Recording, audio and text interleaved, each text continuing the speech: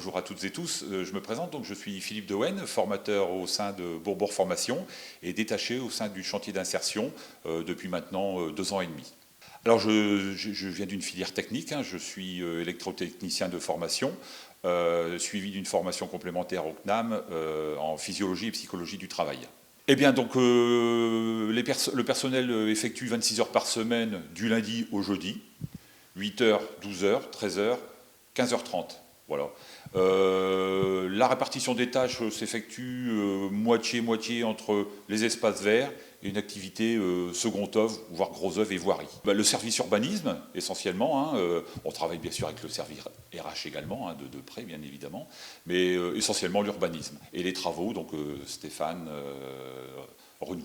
Elle s'articule autour de 2 axes principaux, à savoir les tâches récurrentes et les tâches spécifiques et ponctuelles. Alors pour ce qui est du récurrent, on va avoir le nettoyage d'ébène hebdomadaire, 2 fois par semaine, le lundi et le jeudi.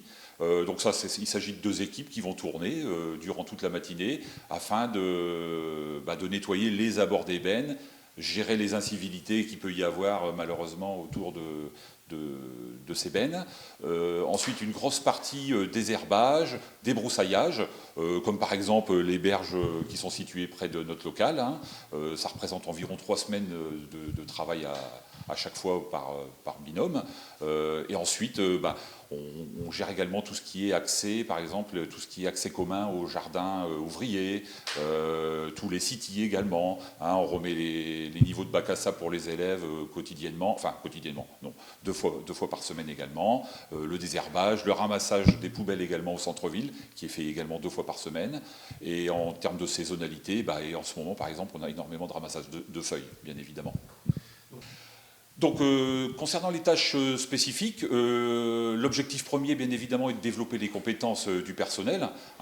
Et pour cela, lorsque la ville nous mandate pour effectuer des travaux, on fait un travail comme pour chaque entreprise. On va passer par une phase de devisage, une phase de réflexion et une phase de réalisation. Et enfin, la troisième partie très importante du métier, c'est évidemment le lien avec la responsable socio-professionnelle Lydie Dulon-Courty. Donc Lydie Dulon-Courty, référente socio-professionnelle au CCS de la ville de Bourbourg.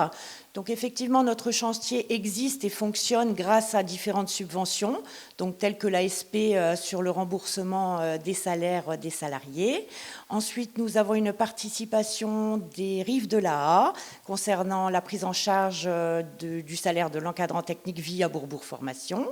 Ensuite, nous avons le département pour les bénéficiaires du RSA et bien sûr une subvention de la ville via le CCAS afin de pouvoir fonctionner au quotidien sur toute l'année.